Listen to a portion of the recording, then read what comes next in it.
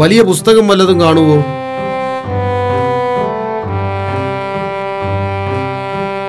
ഉപകാരമില്ലാത്ത ഏതെങ്കിലും പുസ്തകം മതിയടാ.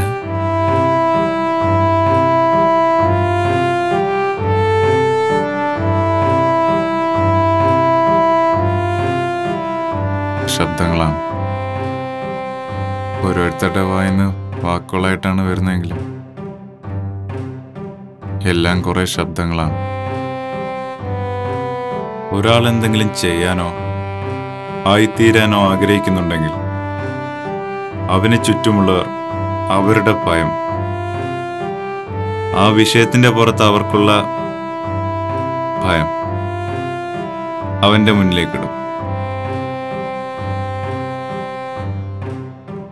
ശബ്ദങ്ങളായിട്ട്.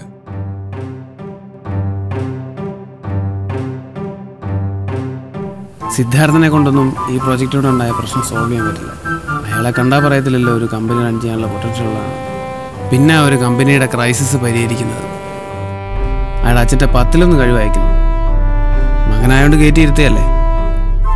എത്ര നേരത്തെ അവനത് വിൽക്കുന്നോ അത്രയും നല്ലത്.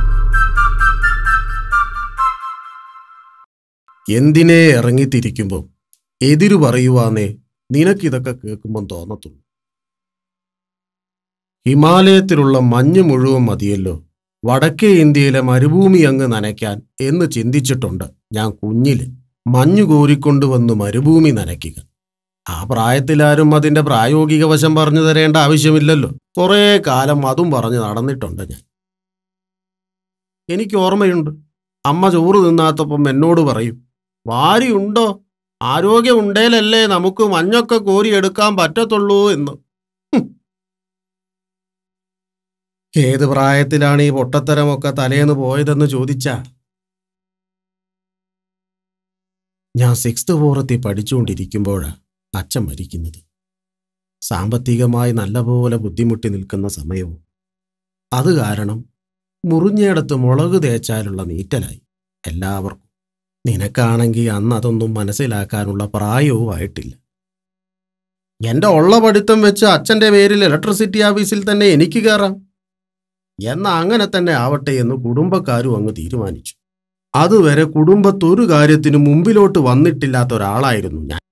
എൻ്റെ മുഖം ഒന്ന് വെളിച്ചത്തോട്ട് വന്നപ്പോഴേ ഞാൻ നിനക്ക് വേണ്ടി അങ്ങ് മാറിത്തന്നു. പറമ്പി പടിയെടുക്കാനോ കഷ്ടപ്പെടാനോ ഒന്നും ഞാൻ നിന്നെ വിളിച്ചിട്ടില്ല. ഉള്ള കഷ്ടപ്പാടും ദുരിതവും പങ്കുവെക്കുമ്പം അതിലൊരു ചെറിയ കഷ്ണം മാത്രമേ നിനക്ക് തന്നിട്ടുള്ളൂ. അതും മിച്ചം ഉണ്ടെങ്കിൽ മാത്രം. നിനക്കിപ്പോ ഇലക്ട്രിസിറ്റി ഓഫീസിലെ ജോലി കളഞ്ഞ് ഒരു ബിസിനസ്സുകാരനാവണമെന്ന് ആഗ്രഹം തോന്നാൻ കാരണം അതുകൊണ്ടാണോ എന്നെനിക്കറിയത്തില്ല.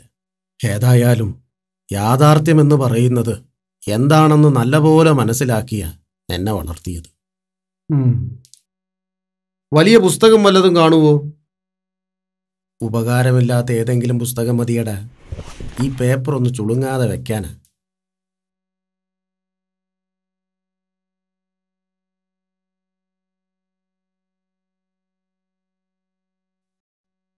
ഈ വീട് നിന്റെ പേരിലും പറമ്പ് എൻ്റെ പേർക്കുമായിട്ട് എഴുതിയിരിക്കുന്നേ.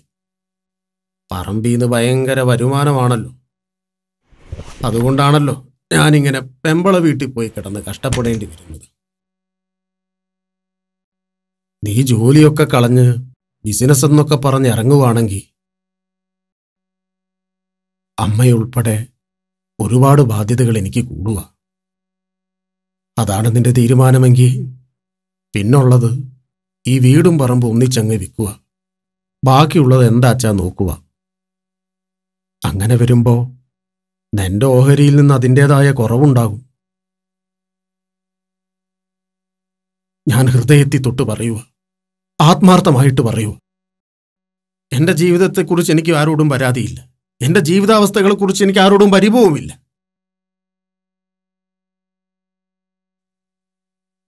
പക്ഷേ ഞാൻ അവസാനം പറഞ്ഞ കാര്യം നീ ശരിക്കും ഓർത്തോണം. നിന്റെ തീരുമാനത്തിൽ മാറ്റമില്ലെങ്കിൽ ഉറപ്പായിട്ട് ഞാനത് ചെയ്യും.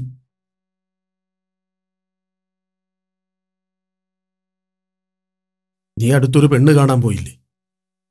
ഇഷ്ടപ്പെട്ടു എന്നാണ് നീ എന്നോട് പറഞ്ഞത്. പയ്യൻ ഇലക്ട്രിസിറ്റി ഓഫീസ് ജോലി എന്ന് അവിടെ പറഞ്ഞേക്കുന്നേ, അല്ലാതെ ബിസിനസ് തുടങ്ങാൻ പോവുക എന്നല്ല.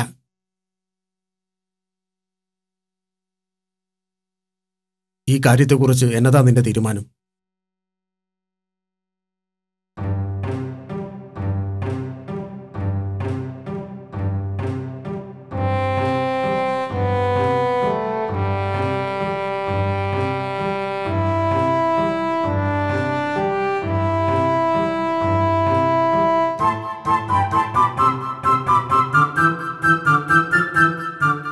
ഈ കഴിഞ്ഞ മന്തിൻ്റോടുകൂടി ചിത്രയുടെ കോൺട്രാക്ട് കഴിഞ്ഞു അല്ലേ? ഐ മീൻ ഈ 31-ാം തീയതി. ഇതുവരെ പോകുന്നതിൻ്റെ യാതൊരു പേപ്പേഴ്സും നീക്കിയിട്ടില്ല. എന്താ ഒന്നും ചെയ്യാൻ? ഇവിടെ ഇനി കണ്ടിന്യൂ ചെയ്യാനൊന്നും ട്രൈ ചെയ്യണ്ട കേട്ടോ. എല്ലാം കൂടെ എന്നാ പൂട്ടിക്കെട്ടുന്നതെന്ന് ഇവിടെ ഉള്ളവർക്ക് തന്നെ അറിയാൻ മേലാതിരിക്കുക. വെറുതെ ഇവിടെ ഇങ്ങനെ നിൽക്കുന്നതുകൊണ്ട് കുറേ ടൈം വേസ്റ്റ് ചെയ്യാമെന്നല്ലാത്ത ഒരു ഗുണവുമില്ല. അതുകൊണ്ട് പറഞ്ഞതേ ഉള്ളൂ.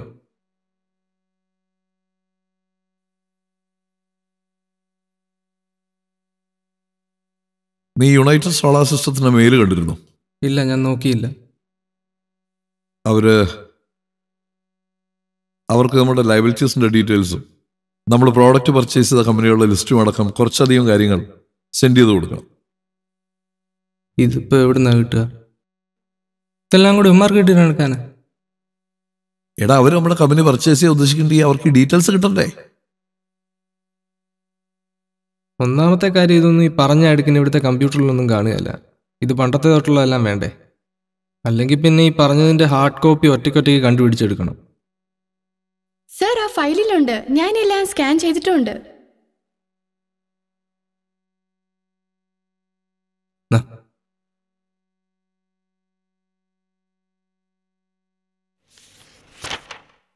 അത് മതിയോ?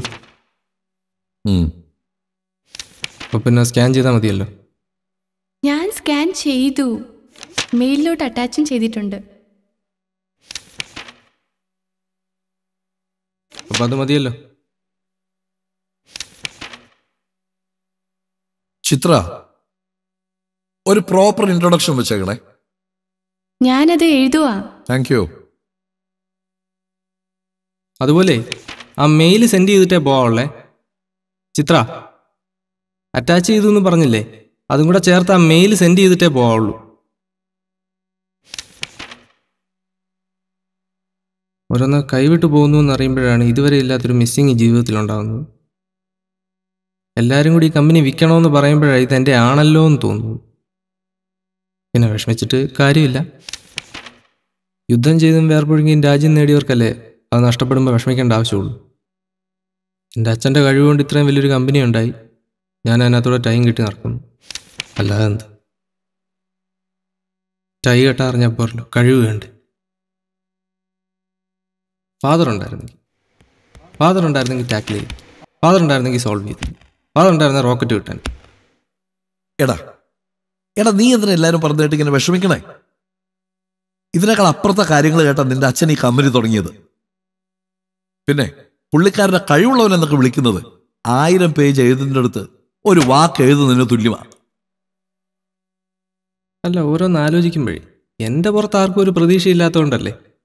എൻ്റെ സ്ഥാനത്ത് അച്ഛനായിരുന്നെങ്കിൽ എല്ലാവരും ഈ കമ്പനി വിൽക്കാൻ പറയുമായിരുന്നു. ആരും ഒന്നും പറയത്തില്ല. നിന്റെ സ്ഥാനത്ത് അച്ഛനായിരുന്നെങ്കിൽ എല്ലാവരും സമാധാനമായിട്ടിരുന്നേനെ.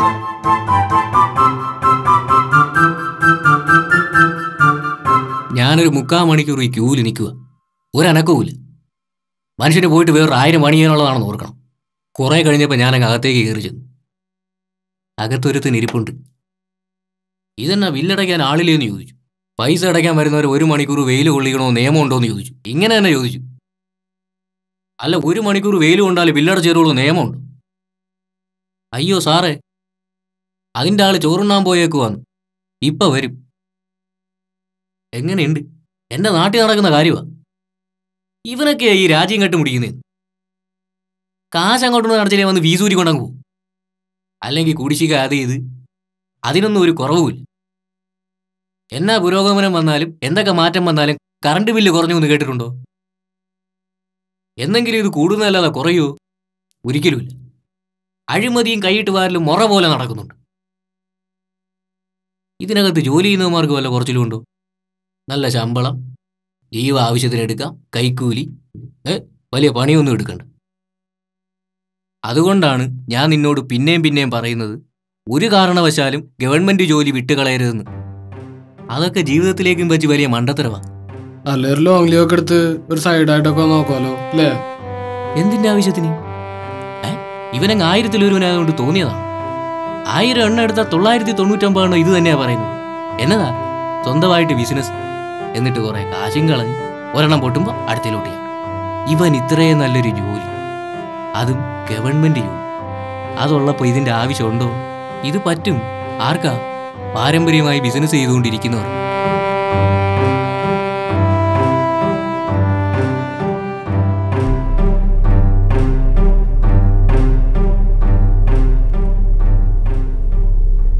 നമുക്ക് ഈ പ്രോജക്റ്റ് കംപ്ലീറ്റ് ആയിട്ട് അങ്ങ് ഫോട്ടോവോൾട്ടായിക് സെല്ലിലേക്ക് കൺവേർട്ട് ചെയ്താലോ?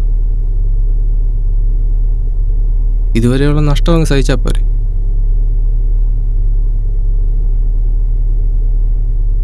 അങ്ങനൊന്നും ആരും ചെയ്യത്തില്ലായിരിക്കും അല്ലേ?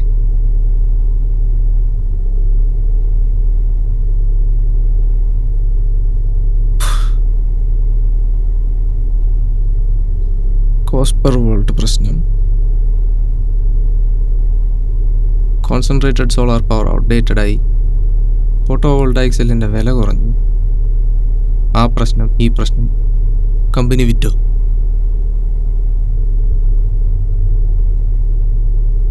ഒരു കമ്പനി കറക്റ്റ് അതിൻ്റെ തകർച്ചയിലാവുന്ന സമയത്ത് എൻ്റെ ഉടമസ്ഥനായിട്ടിരിക്കാൻ പറ്റുക, അങ്ങനൊരു ഭാഗ്യമാണ് എനിക്കുണ്ടായത്.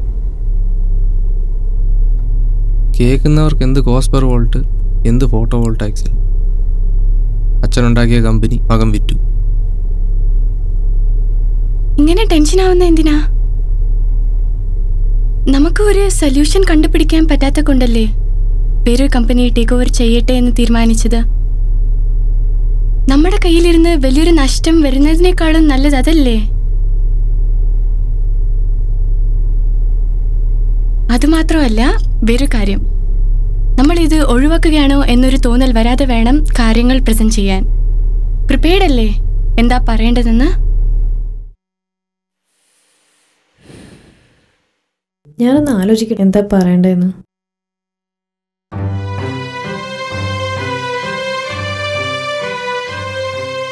ഒരു ബിസിനസ് എന്ന് പറയുമ്പോൾ പിന്നെ അതിൻ്റെ കൂടെ ഒരു ജീവിതം, ശരിക്കും പറഞ്ഞാൽ അത്രയും വലിയൊരു ഫിനാൻഷ്യൽ റിസ്ക് എടുക്കാൻ എന്നെപ്പോലെ ഒരാൾക്ക് പറ്റില്ല. ഒരുപക്ഷെ ഞാനും ഇതൊക്കെ റിസ്ക് ആണെന്ന് പറഞ്ഞ് പിന്തിരിപ്പിക്കുന്നവരുടെ കാറ്റഗറിയിൽ പെടുന്ന ഒരാളായിരിക്കാം. പക്ഷെ ഞാൻ എപ്പോഴും എൻ്റെ അഭിപ്രായം ശരിയെന്ന് വിചാരിക്കാറില്ല. എനിക്ക് ശരിയല്ലാന്ന് തോന്നുന്നത് ചിലപ്പോൾ മറ്റുള്ളവർക്ക് സാധിക്കുമായിരിക്കും. ഞാനൊരു ഗവൺമെന്റ് ജോലി ഇരിക്കുന്ന ആളായതുകൊണ്ട് ലീവൊക്കെ എടുത്തിട്ട് സൈഡായിട്ട് ചെയ്താൽ പോലെ ബിസിനസ് എന്നൊക്കെ പറഞ്ഞ ഒത്തിരി ആൾക്കാരുണ്ട്. അതുപോലെ തന്നെ എൻ്റെ ഈ ആലോചന വന്നപ്പം അനിതയായിട്ടുള്ള ഇലക്ട്രിസിറ്റി ബോർഡിലെ ജോലി എന്ന് പറഞ്ഞുകൊണ്ട് തന്നെ കല്യാണം കഴിഞ്ഞിട്ട് ജോലി വിട്ടാൽ മതി എന്നൊക്കെ പറഞ്ഞവരുണ്ട് കുറേ. അതുകൊണ്ടാണ് ഞാൻ ഈ അനിതയോട് ഓപ്പണായിട്ട് ഈ കാര്യങ്ങൾ പറഞ്ഞതേ. ഞാനത് വളരെയധികം അഡ്മയർ ചെയ്യുന്നു. എനിക്കറിയാം ഒരു കല്യാണത്തിൻ്റെ പേരിൽ തീരുമാനത്തിൽ നിന്ന് പിന്മാറാനുള്ള ഒരവസ്ഥയിലല്ല നിങ്ങളെന്ന്. കുറേയൊക്കെ നമ്മൾ കേട്ടില്ല എന്ന് വെക്കണം. എല്ലാവരുടെ അഭിപ്രായങ്ങൾ എടുത്തിട്ട് ലക്ഷ്യത്തിലെത്താൻ പറ്റില്ലല്ലോ. എനിക്കറിയാം ഞാനതൊന്നും പറഞ്ഞു തരേണ്ട ആവശ്യമില്ല എന്ന്.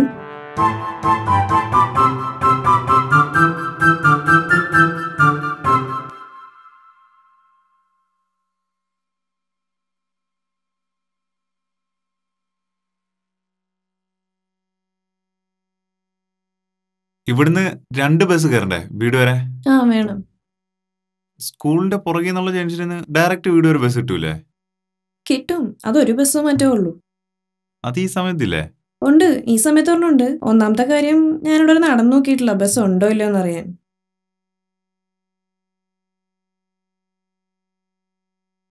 ഒരു പ്രാവശ്യം ഒന്ന് നടന്നു നോക്കിക്കൂടെ? അയ്യോ, എനിക്ക് പേടിയാ. അവിടെ വരെ നടന്നിട്ട് ബസ് കിട്ടിയില്ലെങ്കിൽ ഞാൻ പിന്നെ തിരിച്ചു കിടക്കണ്ടേ.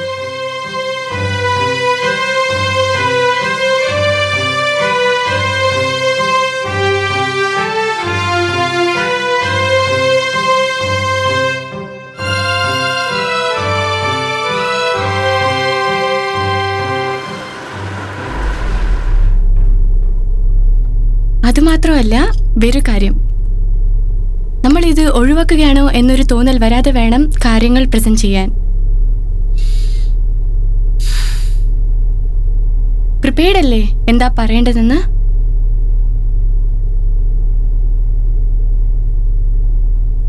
അപ്പോൾ ഇനിയെങ്കിലും പോകാനുള്ള പേപ്പേഴ്സൊക്കെ റെഡി ആക്കുമായിരിക്കും അല്ലേ? ഇനിയിപ്പോ ഞാനൊരു കമ്പനി തുടങ്ങിയാലും അതിനെ ചൊല്ലിയും കുറെ ശബ്ദങ്ങളുണ്ടാവും.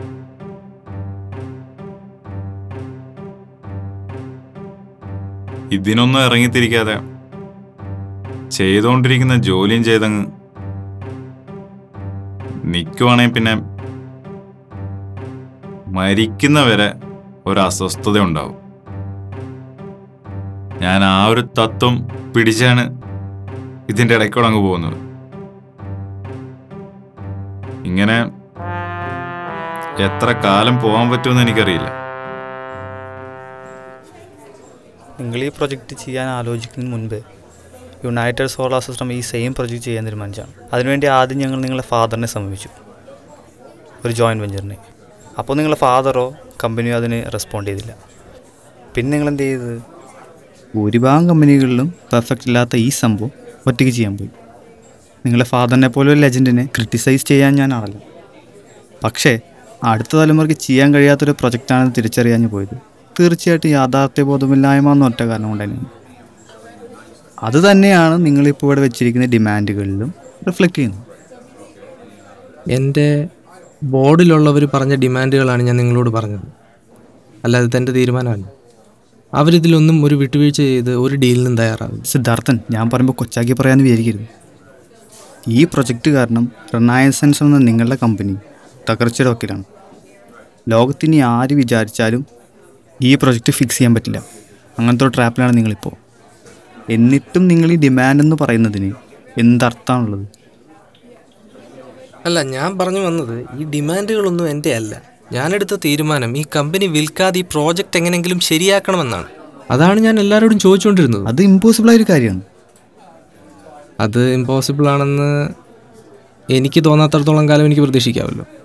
അല്ല സിദ്ധാർത്ഥൻ, നമ്മൾ ഈ ഓഫീസ് ലൈബ്രറിയിലേക്ക് സെലക്ട് ചെയ്യുന്ന പുസ്തകങ്ങളുണ്ടല്ലോ, അതിൻ്റെ കുഴപ്പമാണ് ഇതൊക്കെ. ഒരിക്കലുമല്ല. ഒരു ബിൽ ഗേറ്റ്സിൻ്റെ പുസ്തകം വായിച്ചിട്ടും എനിക്കിതൊരു പുതുതായിട്ടൊന്നും തോന്നിയിട്ടില്ല. കണ്ണുകൊണ്ട് മാത്രം കാണുന്ന വിശ്വസിക്കുന്ന ഒരു കൂട്ടത്തിനിടെ കുറച്ചു നേരം വായിട്ടിലേക്കാവുന്നല്ലാതെ എന്തുപകാരമാണ് ഇത്തരം പുസ്തകങ്ങൾ കൊണ്ട്? അതുകൊണ്ടൊന്നുമല്ല. ഈ പ്രോജക്റ്റ് കൊണ്ടുണ്ടായ പ്രശ്നത്തിൻ്റെ പരിഹാരം ഈ കമ്പനി വിൽക്കുന്നതാണ് എന്ന് വിശ്വസിക്കാൻ എനിക്ക് പറ്റുന്നില്ല. വിചിത്രമായ കാര്യം എന്താണെന്ന് വെച്ചാൽ ഈ പ്രോജക്റ്റ് എങ്ങനെ ഫിക്സ് ചെയ്യണമെന്ന് ഇതുവരെ ഒരു ധാരണ എനിക്കായിട്ടില്ല. പക്ഷേ ഒരു വഴിയുണ്ട് അത് സോൾവ് ചെയ്യാൻ എന്നൊരു തോന്നൽ. അങ്ങനെ ചില സാഹചര്യങ്ങളുണ്ടാവുമല്ലോ ജീവിതത്തിൽ. ഈ സ്റ്റാറ്റിസ്റ്റിക്സ് ഒക്കെ പഠിച്ചവർ പറയും ഒരിക്കലും ശരിയാവില്ല എന്ന്. പക്ഷെ നമുക്ക് തോന്നുന്നു ശരിയാകുമെന്ന്. അത് എക്സ്പ്രസ് ചെയ്ത് ആരെയും കൺവിൻസ് ചെയ്യാനൊന്നും പറ്റില്ല. പക്ഷെ അത് ഈ സോക്സിൽ കല്ല് പെട്ടെന്ന് പറഞ്ഞ പോലെ നമ്മളിങ്ങനെ അസ്വസ്ഥമാക്കിക്കൊണ്ടിരിക്കും. സിദ്ധാർത്ഥൻ, ഈ പ്രൊജക്റ്റ് ഇങ്ങനെ ഫിക്സ് ചെയ്യുമെന്നാണ് വളച്ചൊറിച്ച് പറഞ്ഞു തരുന്നത്. ഞാൻ പറഞ്ഞത് നിങ്ങളുടെ കമ്പനിയെക്കുറിച്ചുള്ള യാഥാർത്ഥ്യമാണ്. ഈ കമ്പനി വിൽക്കാതെ എങ്ങനെ ഈ പ്രശ്നത്തിന് പരിഹാരം കാണും? യാഥാർത്ഥ്യം ഒരു ഭയമാണല്ലോ. അതിനെ ഓവർകം ചെയ്യണമെങ്കിൽ ഒന്നീ കടുത്ത യാഥാർത്ഥ്യബോധമില്ലായ്മ വേണം, അച്ഛനെ പോലെ. അല്ലെങ്കിൽ യാഥാർത്ഥ്യത്തെ പേടിപ്പിക്കാൻ പറ്റിയ വല്ലതും കൈ വേണം. എനിക്ക് ഉച്ചയ്ക്ക് ശേഷം 1-2 അപ്പോയിൻമെൻറ്റ്സ് ഉണ്ട്. അപ്പോൾ സിദ്ധാർത്ഥൻ്റെ കയ്യിൽ യാഥാർത്ഥ്യത്തെ ഭയപ്പെടുത്താൻ വല്ലതും ഉണ്ടോ എന്ന് പറഞ്ഞാൽ നമുക്ക് ഈ കാര്യത്തിന് തീരുമാനമാക്കാം. നിങ്ങൾ ആ ഡിമാൻഡുകളുടെ പ്രായോഗികതയെപ്പറ്റി പറയുന്നവരെ എനിക്ക് ധൈര്യമില്ലായിരുന്നു. മനസ്സിലായില്ല? എൻ്റെ അമ്മയുടെ അകന്ന ബന്ധത്തിൽ ഒരു ജ്യോത്സ്യനുണ്ടായിരുന്നു. അച്ഛൻ അമ്മയെ കല്യാണം കഴിക്കുന്നതിന് മുമ്പ് നടന്നൊരു കഥയാണ്. ഈ ജ്യോത്സ്യം ഭയങ്കരനാണ്. അപ്പോൾ ഇയാൾ എന്ത് പ്രവചിച്ചാലും വലിക്കുകയും കാര്യങ്ങളൊക്കെയാണ്. ഇയാൾ ആണ്ടിലൊരിക്കൽ വീട്ടിൽ വരും, വൈകുന്നേരത്തിന് മുമ്പ് പോവുകയും ചെയ്യും. ഇയാൾ വരുമ്പോൾ ഒന്നും അമ്മ വീട്ടിൽ കാണത്തില്ല, കാരണം അമ്മയ്ക്ക് ജോലിയുണ്ട്. അപ്പോൾ വീട്ടുകാരിങ്ങനെ പറയും ഇയാളുടെ പ്രവചനങ്ങളെ പറ്റിയൊക്കെ. ഇയാൾ അത് പറഞ്ഞു, ഇത് പറഞ്ഞു, അത് വലിച്ചു. അപ്പോൾ ഒരു ദിവസം ഇയാൾ നേരത്തെ വരുന്നത് എങ്ങനെയോ മുൻകൂട്ടി അറിഞ്ഞ് ഇയാളെ കാണാനുള്ള ആകാംക്ഷ കൊണ്ട് അമ്മ നേരത്തെ സ്കൂളിൽ നിന്ന് പോയി. അപ്പോൾ 1-2 ബസ്സൊക്കെ പിടിച്ച് വേണം വീട്ടിൽ വരാനായിട്ട്. അപ്പോൾ അന്ന് ഏതോ വഴിക്ക് പോയി വളരെ സാഹസികമായി വീട് വരെ നേരിട്ട് കിട്ടുന്ന ഒരു ബസ്സൊക്കെ പിടിച്ച് പുള്ളിക്കാരി ഈ ജ്യോത്സ്യനെ കണ്ടപ്പം ഈ ജോത്സ്യൻ അമ്മ കണ്ടതും പറഞ്ഞു, നിന്റെ കല്യാണം 1 മാസത്തിനുള്ളിൽ നടക്കണം, അല്ലെങ്കിൽ ഈ അടുത്തെങ്ങും നിന്റെ കല്യാണം നടക്കില്ല. അപ്പോൾ ആ സമയത്ത് എൻ്റെ അച്ഛനുമായിട്ടുള്ള കല്യാണമൊക്കെ ആലോചിച്ച് വേണ്ടാന്ന് വെച്ചിരിക്കുന്ന സമയമാണ്. കാരണം അച്ഛനെ അമ്മയ്ക്ക് ആലോചിക്കുന്ന സമയത്ത് അച്ഛന് KCBയിലായിരുന്നു ജോലി. അച്ഛൻ ആ ജോലിയൊക്കെ വേണ്ടെന്ന് വെച്ചിട്ടാണ് ഈ ബിസിനസ്സൊക്കെ പ്ലാൻ ചെയ്യുന്നത്. വീട്ടുകാരെല്ലാം പറഞ്ഞു വേണ്ടാന്ന്, അമ്മയും പേടിച്ചിട്ട് വേണ്ടാന്ന് കരുതി. ഈ ജോൽസിന് ഇത് പറഞ്ഞതും അച്ഛൻ്റെ പ്രപ്പോസൽ തന്നെ കണ്ടിന്യൂ ചെയ്യണമെന്ന് അമ്മ വാശി പിടിക്കുകയായിരുന്നു. അപ്പോൾ വീട്ടുകാരും പേടിച്ചിട്ട് അതങ്ങ് സമ്മതിക്കുകയും ചെയ്തു. 2 കാര്യങ്ങളാണ് അമ്മ ഈ കഥയുടെ കൂടെ പറയാറുള്ളത്. ഒന്ന്, നേരിട്ട് വീട് വരെയുള്ള ബസ് കിട്ടിയപ്പോഴാണ് അമ്മ അച്ഛനെ കല്യാണം കഴിക്കണമെന്ന് തീരുമാനിച്ചത്. അത് എന്തുകൊണ്ടാണെന്ന് എനിക്കിപ്പോഴും പിടികിട്ടിയിട്ടില്ല. 2, ആ ജോത്സ്യനേക്കാളും അമ്മയ്ക്ക് കടപ്പാട് ആ ജോത്സ്യൻ്റെ പ്രവചനത്തോടുള്ള ആളുകളുടെ ഭയം ഉണ്ടല്ലോ, അതിനോടാ. സിദ്ധാർത്ഥൻ എന്താ പറഞ്ഞു വരുന്നത്? ഞാൻ പറഞ്ഞു വരുന്നത്, ഞാനൊരു സംശയത്തിലായിരുന്നു. എന്ത് കാരണം കൊണ്ടാണെങ്കിലും ഈ കമ്പനി വിൽക്കണോ വേണ്ടയോ എന്ന്. എൻ്റെ ബോർഡ് മെമ്പേഴ്സിനൊന്നും ഇന്നും എൻ്റെ പുറത്തൊരു വിശ്വാസം വന്നിട്ടില്ല. ബ്ലാങ്ക് ആയിരുന്നു ഞാൻ. ഇപ്പം നിങ്ങളുമായിട്ടുള്ള ഈ നെഗോസിയേഷന് വേണ്ടിയുള്ള മീറ്റിംഗ് ഒക്കെ വെക്കുമ്പോൾ എന്താ പറയേണ്ടതെന്ന് തന്നെ എനിക്കൊരു പിടുത്തമില്ലായിരുന്നു. പക്ഷേ നിങ്ങൾ ആ ഡിമാൻഡുകളുടെ പ്രായോഗികതയെപ്പറ്റി പറഞ്ഞെന്നെ പേടിപ്പിച്ചപ്പോൾ എനിക്ക് തോന്നുന്നു നിങ്ങളാണ് എൻ്റെ കഥയിലെ ജോത്സ്യൻ. കാരണം ഞാൻ ഈ കമ്പനി വിൽക്കുന്നില്ല, അച്ഛനെ പോലെ ആവാൻ ശ്രമിക്കുകയാണെന്നൊക്കെ പറഞ്ഞാലേ ആളുകൾക്ക് ബുദ്ധിമുട്ടുള്ളൂ. ഡിമാൻഡുകളൊന്നും അംഗീകരിക്കാത്ത ഒരു കച്ചവടത്തിൽ നഷ്ടത്തിൽ ഇത് ഒഴിവാക്കണോ എന്ന് പറഞ്ഞാൽ എനിക്ക് കുറച്ച് കാലം കൂടി ഇത് മുന്നോട്ട് കൊണ്ടുപോകാൻ പറ്റും. ഇതുകൊണ്ട് എന്താ ഗുണം? ഞാനത് എന്തിന് എക്സ്പ്ലെയിൻ ചെയ്യണം? എന്ത് ബാലിശമായി പോകും അത് നമ്മൾ നേരത്തെ പറഞ്ഞ പുസ്തകങ്ങളുടെ കാര്യം പറഞ്ഞ പോലെയാണ്. ഞാൻ എന്തു വന്നാലും കമ്പനി തുടർന്നുകൊണ്ട് പോകാൻ ആഗ്രഹിക്കുന്നു. ഇത് നെഗോസിയേഷന് വേണ്ടിയുള്ള ട്രിക്കൊന്നുമല്ല കേട്ടോ. ഞാൻ ഈ കമ്പനി വിൽക്കുന്നു. And I'm extremely sorry for wasting your time. Okay.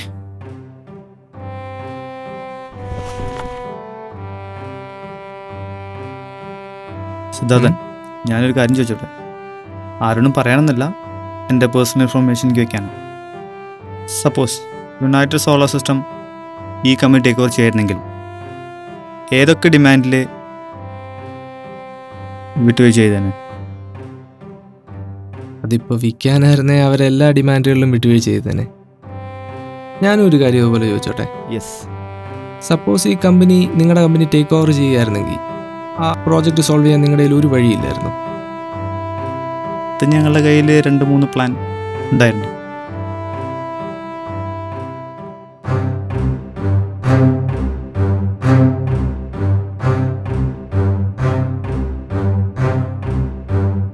ഈ റിനൈസൻസ് എങ്ങനെ? നല്ല പേരല്ലേ?